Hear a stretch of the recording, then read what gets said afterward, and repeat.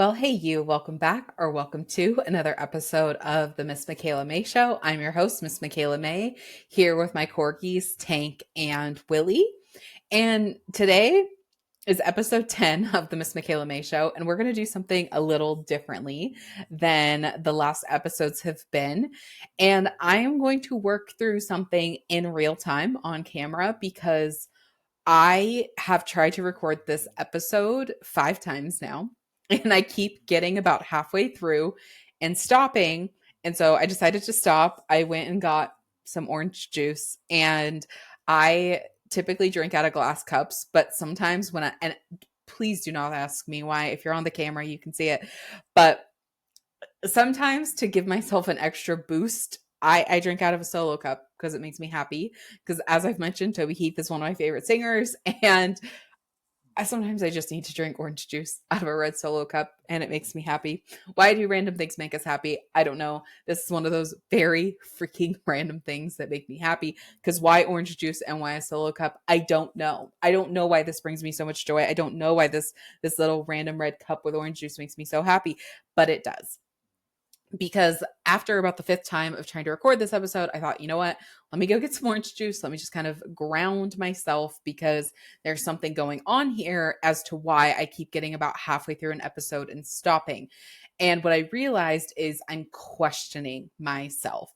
So I'm questioning myself about something. I don't know what it is yet. That's what you and I are going to work through in real time right now. And so I'm questioning myself about something, and therefore it's making me question how I speak, how I talk. So the reflection is not the root cause. So we have two things. We have the reflection and we have the root cause. And the job of the reflection is to lead us back to the root cause. What happens and why a lot of us experience things and we can't heal it or we can't shift it, it's because we are trying to heal the reflection and not what the reflection is reflecting back to, which is the root cause. So the reflection, meaning how it is showing up as I'm questioning what I say. I'm getting halfway through this episode. I'm like, did I say that right? Did I say that how I want? Did that make sense? Is it going to be bad? Did that even come out the right way? Did I say that right? Is it am I having an existential crisis? A little bit. And so again, I decided to stop, go grab some orange juice, re-record, and thought, you know what? For today's episode, this is something I need to do for myself. Why not do it while we are recording? So here we are. So that is the first thing that we need to know. When we are experiencing a reflection, we need to know how we're feeling and what we're doing. So objectively, what am I doing? I am questioning myself. Again, it's showing up in me questioning the words I say, how I say it, what I'm saying, what I'm tying it back to, and yada, yada, yada, yada. Okay. Questioning myself. Now I'm going to ask myself, okay, what am I feeling underneath the questioning of myself? Like, what am I feeling? And if I sit with it, I'm like kind of tuning into my throat. Because when I think about talking, I think about it like coming from the throat. I'm like, well, that's kind of interesting because when I feel like I'm talking, like who the core of I am, it's actually like coming through the heart and kind of out the throat. That was as I'm talking to you. And that's why this stuff can be so powerful to talk about out loud, is we can hear things in real time. So, okay, I'm talking and I feel like it's just coming from my throat and not from my heart. Like, okay. And the thing that is actually coming through is I'm doubting, like behind the question, what am I feeling? And it's like, I'm doubting. I'm like, okay, that's interesting. And then what are you doubting? And the most interesting thing was what I was feeling is like, I'm doubting my intentions. And one of the things that I have struggled with, and I've seen a lot of other people struggle with as well, and this is what I'm feeling, it's like doubting and questioning. It's like whether I'm a good person and I'm doing things for the right reasons. So it's interesting that I was even audio messaging with someone, and the way that she said a couple of things, it wasn't what she said, it was like what she said, how I felt about what she said. And underneath it was like questioning my intentions, like, am I doing things for the right reasons? So now I'm thinking like, oh, that's really interesting. On a deeper level, I'm really questioning my intentions, and I'm really wondering, how I'm doing and if I'm doing things for the right reasons. Okay, that's really interesting. So I'm actually just going to sit with it a little bit more and see if anything else wants to. Yeah. Okay. So actually, underneath that is feeling misunderstood. And that at some point when people say certain things about you over and over again, at some point you start to question yourself. Because if we're kind of taught this in our culture, right? Like if so many people say something about you, it must be a you problem. But one of the things that I have learned, honestly, a lot through astrology and then also through this other modality called human design is I have something. If you don't know human design and if you don't know astrology, this lingo is going to be a little foreign. But in human design, there's something called profile lines. And there's 1 through 6. So 1, 2, 3, 4, 5, 6 profile lines. And if someone has in their profile lines a fifth line, they have something that's called a projection field. So in human design, I am a 5-1, which means I have a projection field. And in astrology, I don't know as much about astrology, but I've been listening to someone named Danielle McClearly.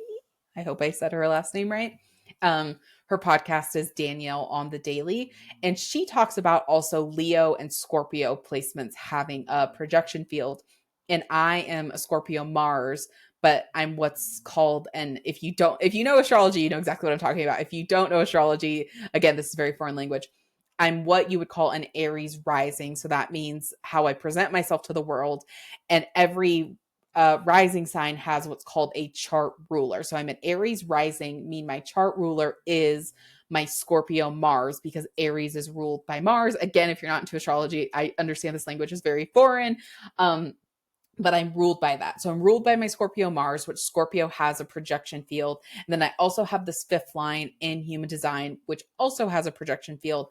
If you are into human design, you kind of know what I'm talking about. 2 lines have a projection field. If this is your first time hearing about a projection field, go do a deep dive on it. If you are familiar with human design or astrology, it will change your life and put so many things into words. And the reason, even if you're not into these things, that I am bringing them up and the importance of them is when we hear things from people over and over and over again, we start to think like, oh, there must be something wrong with me. Like I am the common denominator here.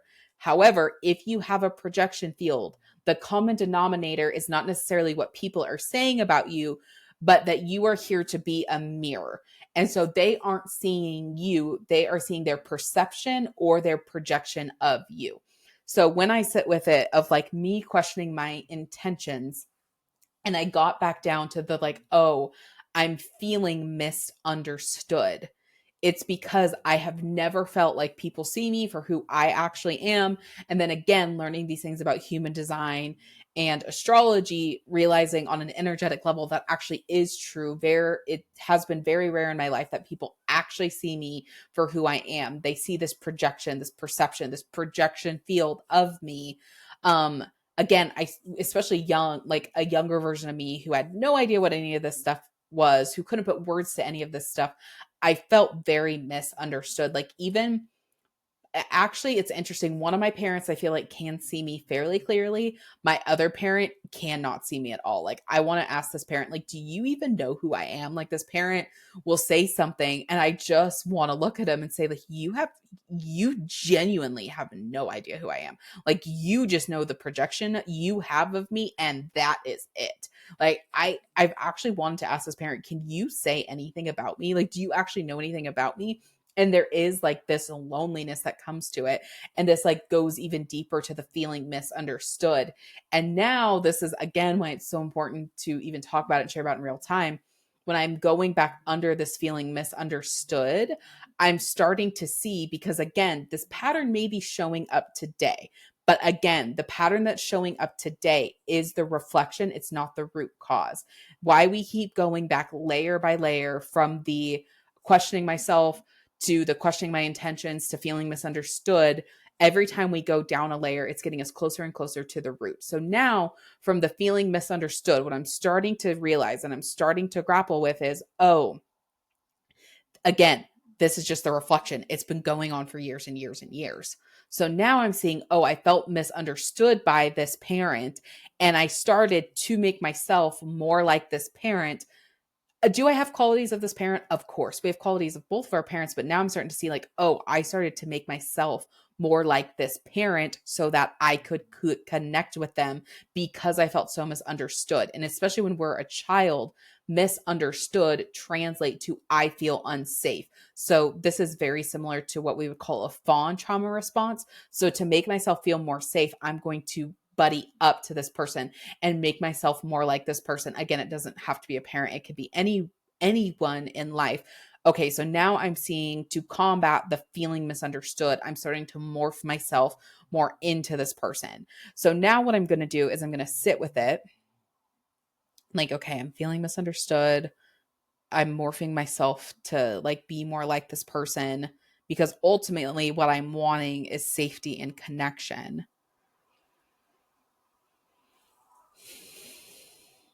But I also am feeling like foreign in my own body because I now don't feel like myself. I feel more like this person because I'm trying to like morph myself into them for the sake of like safety and connection. So I'm going to sit with that just a little bit more.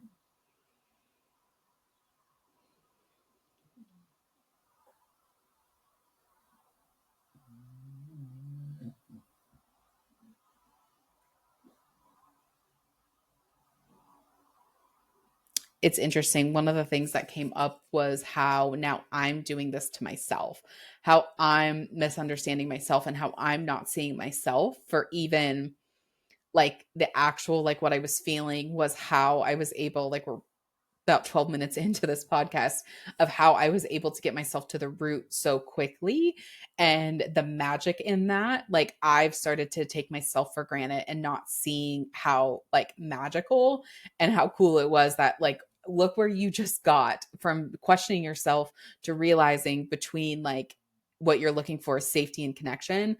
Like that was one of the things that's like, okay, now you're misunderstanding yourself, and the misunderstanding is like you're not seeing how magical that is because you're taking it for granted. So that was one of the things that came up, but there's a couple I can just, and the way that I feel it is like I'm still feeling resistance in my gut. And so because of that resistance in my gut, I'm like, okay, there's a couple more layers we gotta, like, when you think of mud, I'm like, okay, there's a couple more layers of mud we gotta get under. So like the foreign, when I go to that feeling of like unsafety and like foreign in my own body, like the question that's coming up is like, what do I need to do to get to know myself? Like how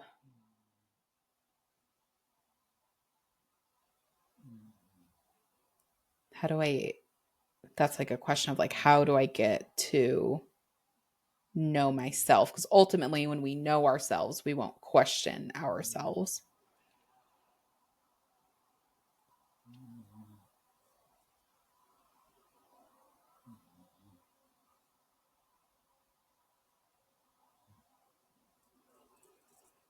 Okay. I'm just sitting with it because I'm not quite, there's a little bit, we can go a little bit deeper on this. These are all like pieces to putting the puzzle back together, but we still need a couple more pieces.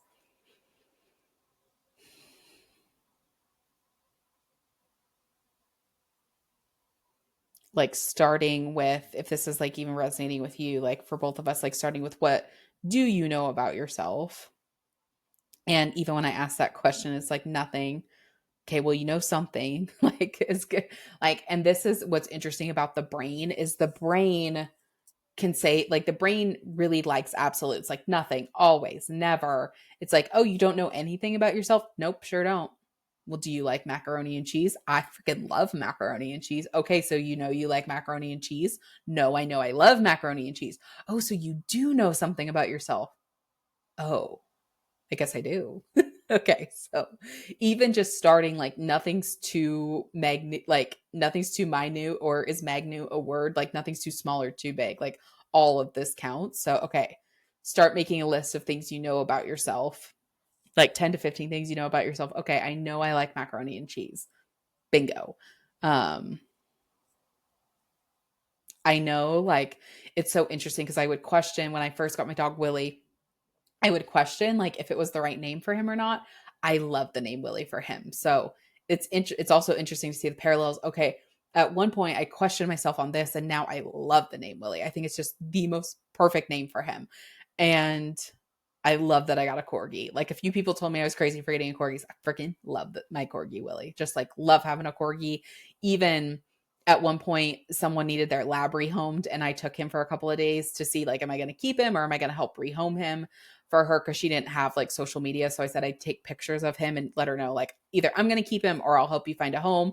Had a lab for a couple of days. I'm like, nope, love my corgis, so I can write like there. Now we're up to 3 things, so I'm not going to keep going down the list. I'll finish the list when I'm off of this recording. But again, there's nothing too small or too big for this, because we just want to start getting our brain on board to see like, no, you do actually know things about yourself, and then we can keep getting deeper and deeper to the maybe what we would define as grander things. Okay, but I still need to go deeper on ultimately what I'm looking for right now is actually ultimately what I'm looking for, which is that safety and connection. But I'm wanting to see like, how do I want to achieve that? Like, how else do I want to get to know myself? But how else do I want to feel safety and connection with being who I authentically am? So I'm going to sit with that for a minute just to see. And what I personally am doing is, like I said, I feel that discomfort in like the bottom of my gut. So I'm sitting with it, because wherever the emotion is trapped, if we can tap into the emotion and feel into it, it will release and send up some kind of what I would call signal, whether it be a thought, a memory, or a story. So I'm going to keep sitting with that for a minute. My nose is tickling.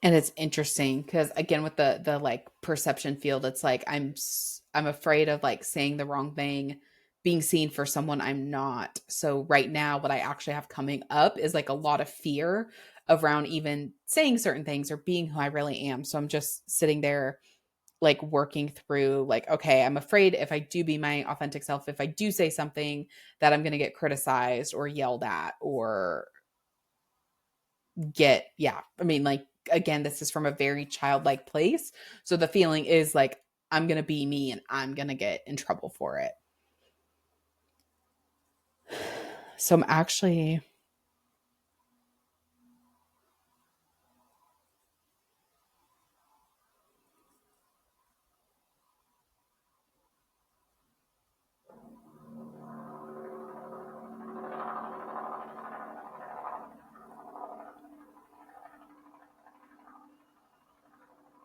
so I'm sitting like asking, because that um if we're not to something that feels good, that means we're not to the bottom layer yet. So I'm asking now, like, again, kind of clawing through the mud, like this is kind of another layer of mud. Like, how do I want to release the feeling like I'm going to get in trouble if I am who I truly am?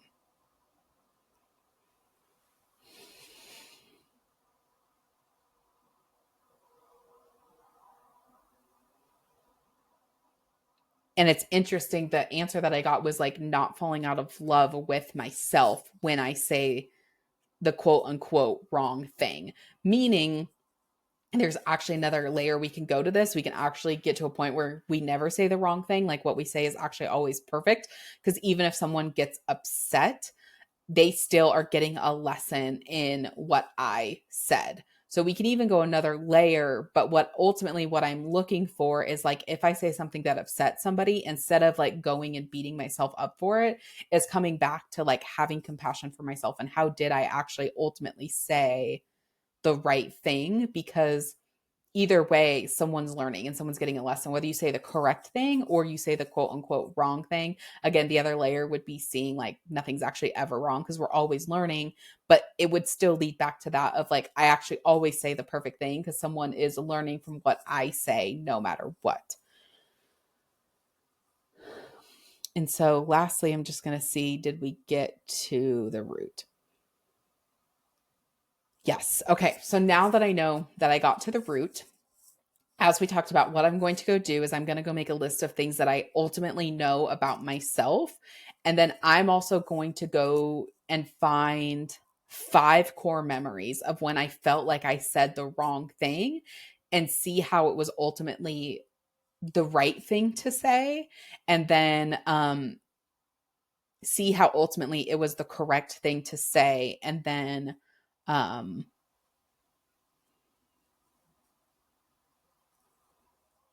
seeing how it helped me. And then the like final piece, the like cherry on top, if you will, is how can I have compassion for myself? Like bringing in that compassion, and not just compassion, but appreciation for how I said things the way that I did. So, like, for example, and this is like, it's such an interesting thing, but one of the times, like if I go to those core memories of when I felt like I said the wrong thing, was when I had to testify in court as a child for the childhood sexual abuse cases. Like, no one tells you, like, they're watching every little thing. And I remember like the day of, and I'm 13 at this point, I didn't realize, like, they never told me what words to say to describe genitalia. So I didn't know what words to use. And I don't know why. Bad words coming if you have children around. I guess I've always hated the word penis. I just don't like it. Like, I just don't like the word penis. Why? I don't know. Why don't some people like the word panties or moist? Isn't that another word? People like, moist doesn't bother me, but penis? Like, it's no. And like, even when my friends were like starting to develop, like having conversations about that, like I'd say the word dick. Like, I thought dick sounded way better than penis.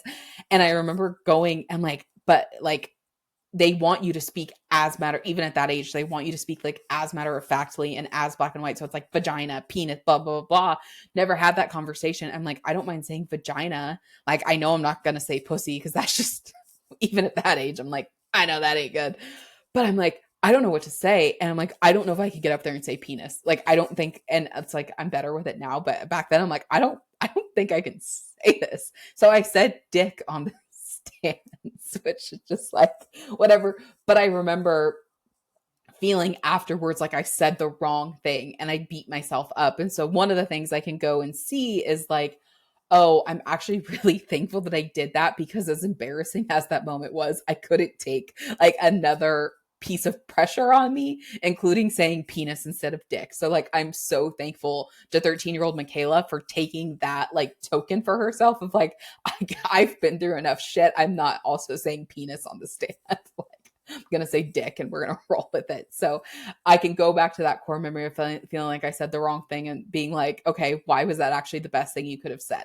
And that would be the piece of evidence for that. My gosh. Yeah. Yeah. I think we're going to leave it at that for today. I just wanted to give you an example, like instead, like I gave you a few examples of like micro moment. We call that a micro moment, of micro momenting the moments where you actually do know yourself, but then also going back through to these core memories and seeing them from a different perspective. So I actually wanted to give you an example, but since that was the example we chose today, we're going to call it a day. So thank you for listening to this episode of the Miss Michaela Mae Show. I'm your host, Miss Michaela Mae, here with my corgis, Tank and Willie. And I don't know about you, but we never know what journey we're going to go on. And today we went somewhere. I'll let you decide where we went, but we went there. If you enjoyed this episode or found value in this episode, I would be very grateful if you rated, back to the words thing, rated and reviewed this episode. The reviews just really help grow the show and help other people find the show. So if you find value in it, that's just a great way to say thank you and show other people like, hey, I found value in this show. You would find value in it too. Thank you for your time. And until tomorrow, this was another episode of the Miss Michaela Mae Show.